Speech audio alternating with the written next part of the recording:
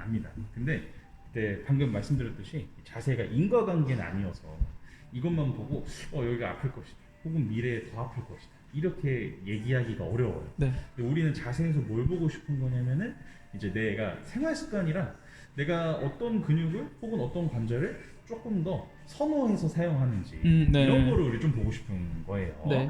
그래서 이걸로만은 절대 불가랍니다. 이걸로 이제 이 통증을 확정하기에는. 네.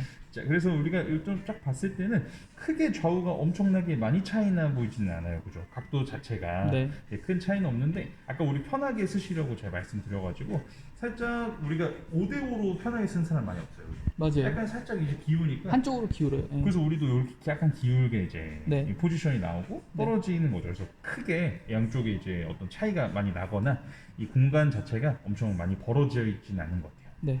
근데 이제 어깨 같은 경우에는 이제 여기가 조금 더 이제 낮게 설정이 돼 있는데 그렇네요. 네. 이제 낮은데도 손 깊이는 약간 좀 다르단 말이죠. 네. 보통 이제 낮으면 이쪽이 더 낮게 될 텐데. 아. 근데 우리가 그런 이유가 여러 가지 있지만 날개뼈 세팅 자체는 좀 낮아도 얘가 돌아가는 이 양 자체나 이런 게 조금 많다면 네. 약간 여기 더 떠질 수가 있어요. 네. 그래서 이제 돌아가는 양이 좀 많다. 손등이 양쪽이 좀 이제 보이는 면적이 다른데 네. 그러다 보니까 얘가 안쪽으로 이렇게 돌림이 된 상태죠.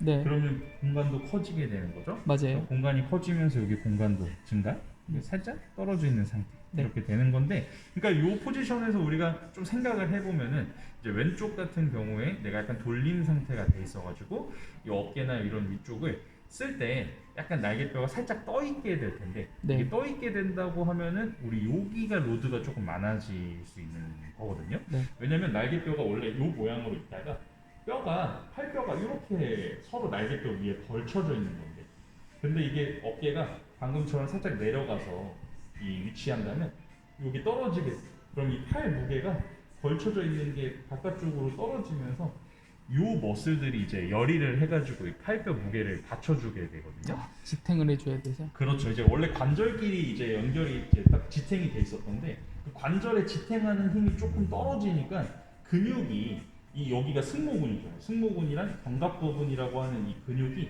목에 붙어 있는 근육이 얘를 당겨주는 거죠.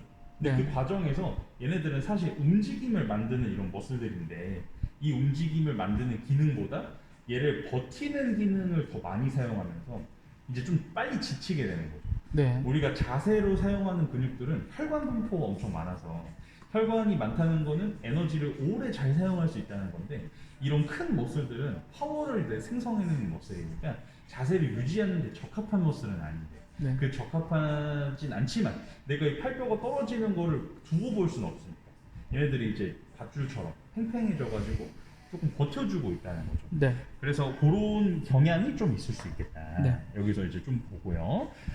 그리고 이제 옆쪽에서 보게 되면은 이제 우리가 고개나 이런 부분들이 조금 앞쪽으로 들려 있으면서 살짝 이 유양돌기라고 하는 이 부분이 좀 빠져 있는 걸 볼 수가 있어요. 네. 그러다 보니까 이렇게 이제 있을 때 경향상 요 포인트 부분에서 조금 우리가 이 경추를 나눠서 사용할 수 있는 확률이 좀 더 많을 것 같아요. 네. 그러니까 이 포인트를 예를 들어서 고개를 젖힐 때 이렇게 포인트가 같이 신전이 안 되고 약간 분리돼서 사용할 수 있는 경향이 좀 있을 수 있다. 네. 그러면 이 윗부분에 있는 근육이 과활성할 수 있는 여지가 많아지겠죠. 근데 이게 이제 좀 심하게 만약에 과활성이 된다면 그 두통처럼 네. 그런 영상이 이제 증상이 나올 수 있는 확률이 증가한다라고 네. 생각하시면 좋을 것 같고, 그래서 우리가 스웨이백 같이 여기를 이제 앞으로 많이 내밀고 얘는 이제 좀 목이 많이 빠지는 정도의 이런 스웨이백 같은 정도는 아니지만 살짝 그런 경향이 있어가지고 네. 이 목이 약간 앞쪽 그리고 허리가 살짝 앞쪽 이렇게 네. 이제 주고 있는 거죠. 근데 이렇게 있다고 하더라도 실제 우리가 운동 평가에서 움직임이나 이런 운동 조절이 잘 된다면 이게 통증의 기여 요인이라고 보기는 어려운 거죠.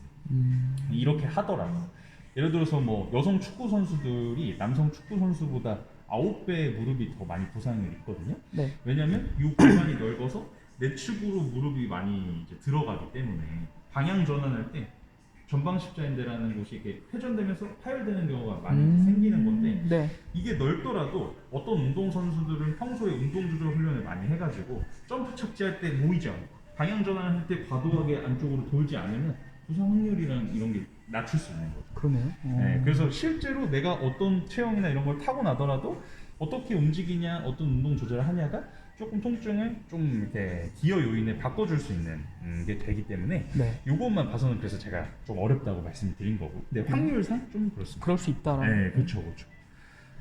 그래서 후면에서 봤을 때 아까 우리 봤던 것처럼 살짝 기운 정도. 그래서 뭐 큰 영향을 우리가 잘 보이는 것 같지는 않아요. 여기서는. 네. 그래서 여기까지 이제 자세인데 괜찮을까요?